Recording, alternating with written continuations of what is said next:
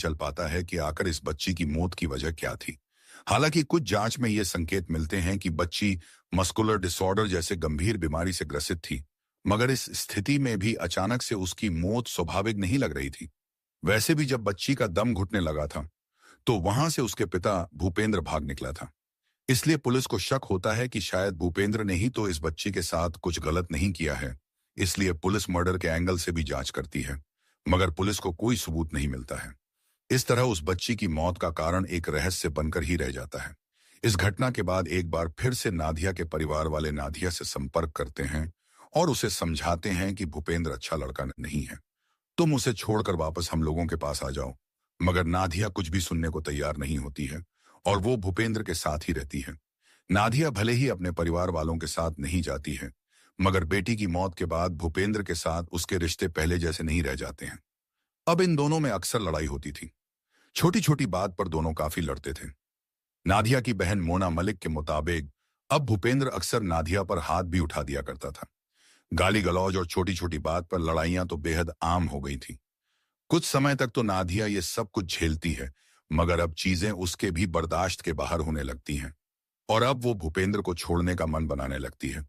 इसीलिए वो अब अपनी खुशी किसी और में ढूंढना शुरू कर देती है और इसी सिलसिले में उसकी मुलाकात थॉमस सिंह नाम के एक व्यक्ति से होती है।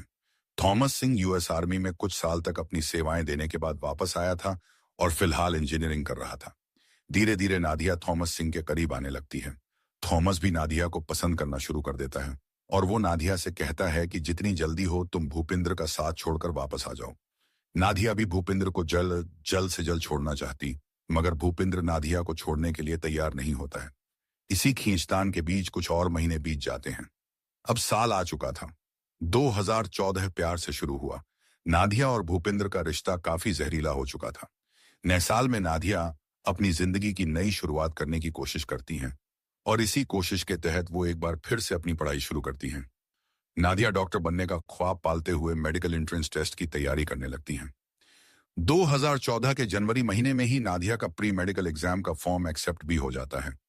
इसी बीच फरवरी 2014 में भूपेंद्र सिंह को कहीं से थॉमस सिंह के बारे में पता चल जाता है। इसी के बाद नादिया और भूपेंद्र में काफी झगड़ा होता है। इसी झगड़े के दौरान भूपेंद्र सिंह नादिया की बुरी तरीके से पिटाई भी करता है।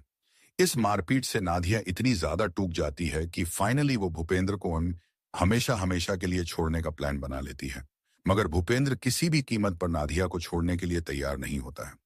भूपेंद्र नादिया के नए बॉयफ्रेंड थॉमस को भी मैसेज करते हुए कहता है कि अगर तुम नादिया की जिंदगी से बाहर नहीं होते हो, तो तुम कभी भी नादिया को नहीं